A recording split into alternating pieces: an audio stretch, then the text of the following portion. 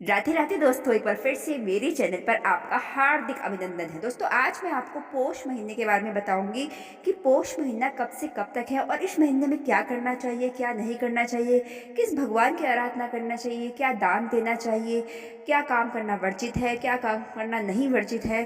तो दोस्तों, मैं इस वीडियो में आपको सब कुछ बताऊंगी और आपको बस इतना करना है कि इस वीडियो को पूरा अंत तक देखना है और अपने चाहने वालों में और अपने रिश्ते के संबंधियों में इस वीडियो को शेयर करना है। तो चलिए आइए शुरू करते हैं बिना देरी करे हुए।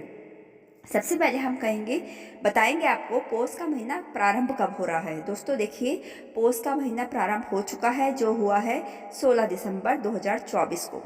हाँ दोस्तों, तो इसको कहीं कहीं पूस का महीना भी कहते हैं दोस्तों। तो 16 दिसंबर दिन सोमवार को कृष्ण पक्ष की प्रतिपदा पर इसका जो शुरुआत है वो हो चुकी है और जो इसका समापन होगा, यानी कि जो पौष का महीना खत्म होगा, वो होगा 13 जनवरी 2025 सोमवार को ही होगा। अब मैं आपको बता देती हूँ पौष महीने का महत्व क्या है हिंदू में। हम हिंदू लोगों में जो पौष का महीना होता है ना, उसका महत्व क्या है वो भी मैं आपको बता देती हूँ। देखिए दोस्तों, पौष साल का 10वां महीना होता है। जो 12 महीनों के नाम नक्षत्रों पर आधारित हैं। जिस महीने की पूर्णिमा को चंद्रमा जिस नक्षत्र में होता है, उस महीने के नाम उसी नक्षत्र के आधार पर रखा जाता है। इसी प्रकार पौष मास की पूर्णिमा को चंद्रमा पुष्य नक्षत्र में रहता है, इस कारण ये मास पौष मास के नाम से जाना जाता है। यूँ तो संपूर्ण पौष मास ही धार्मिक दृष्टि से विशेष महत्व रखने वाला माना गया है दोस्तों। लेकिन इस महीने में कुछ प्रमुख व्रत व त्योहार भी पड़ते हैं। इस महीने 2 एकादशियां होती हैं, पहले कृष्ण पक्ष की सफला एकादशी और दूसरी शुक्ल पक्ष की पुत्रदा एकादशी। इसके अलावा पौष अमावस्या व पौष पुण्य का भी बहुत महत्व माना जाता है दोस्तों। इस दिन को पितृदोष कालसर्प दोष से मुक्ति पाने के लिए भी इस दिन उपवास रखने के साथ साथ विशेष पूजा अर्चना की जाती है। अब मैं आपको बता देती हूँ पौष महीने में क्या क्या कार्य करना वर्जित है, क्या क्या मांगलिक कार्य आप नहीं कर सकते हैं। देखिए दोस्तों, पौष में खरमास भी पड़ता है। तो हम पौराणिक मान्यता माने ना, तो खरमास की अवधि में किसी भी तरह के मांगलिक या शुभ कार्य संपन्न नहीं किए जाने चाहिए। हालांकि पूजा पाठ व अन्य धार्मिक जो अनुष्ठान होता है ना, उसको हम पौष के महीने में कर सकते हैं। पूजा पाठ में करने में कोई भी आपत्ति नहीं है दोस्तों। तो इस महीने में भगवान सूर्य नारायण की पूजा समस्त मनोरथ पूर्ण करने वाली होती है। तो आपको इस महीने सूर्य भगवान की पूजा करनी है, सूर्य उदय से पहले उठना है। अब मैं आपको बता देती हूँ पौष मास में हमें क्या क्या करना है।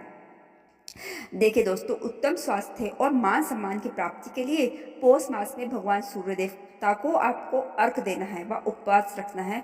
और आपको पता है सूर्य देव का जो उपवास होता है वो रविवार के दिन रखा जाता है। पौष मास में भोजन में सेंधा नमक का प्रयोग करें। गेहूं चावल और जौ का सेवन करना भी बहुत अच्छा माना जाता है। इसके अलावा इस महीने अजवाइन लौंग और अदरक का सेवन भी स्वास्थ्य के लिए लाभकारी होता है।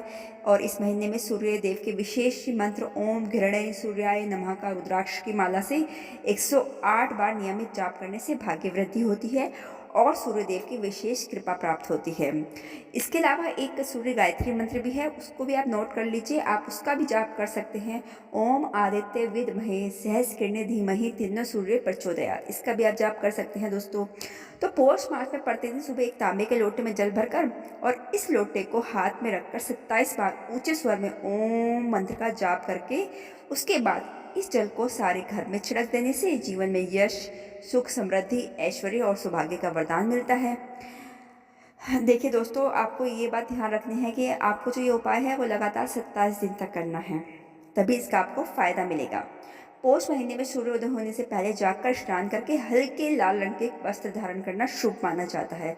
साथ ही गर्म कपड़े और अनाज दान करने से भाग्य में सुख समृद्धि आती है। चलिए, अब ये तो मैंने आपको बता दिया कि आपको पौष महीने में क्या क्या करना है। अब मैं आपको बता देती हूँ कि पौष महीने में आपको क्या नहीं करना है। पौष महीने में विवाह आदि मांगलिक कार्य नहीं किए जाते हैं। मैंने आपको पहले बताया है, क्योंकि खरमास होता है, इसके कारण ये सब जो मांगलिक कार्य होते हैं वो वर्जित होते हैं। इस महीने में भूमि पूजन हवन गृह प्रवेश व्यापार मुहूर्त देव पूजन मुंडन और जनेऊ संस्कार जैसे कार्यों पर भी रोक लग जाती है।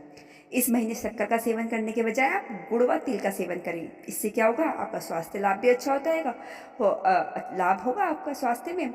और धार्मिक मान्यताओं के हिसाब से भी ये सही है। सात्विक और सुपाच्य भोजन करना चाहिए इस महीने में। अब मैं आपको बता देती हूँ कि पौष महीने में कौन कौन से व्रत पड़ रहे हैं। तो पौष माह में पड़ेगा खरमास आराम होगा, पौष रविवार व्रत होगा, संकष्टी चतुर्थी, शर्फला एकादशी, शनि प्रदोष, सोमती अमावस, विनायकी चतुर्थी, पुत्रदा एकादशी, पौष पूर्णिमा, खरमास समाप्त हो जाएंगे, मकर संक्रांति और माघ मेला आरंभ।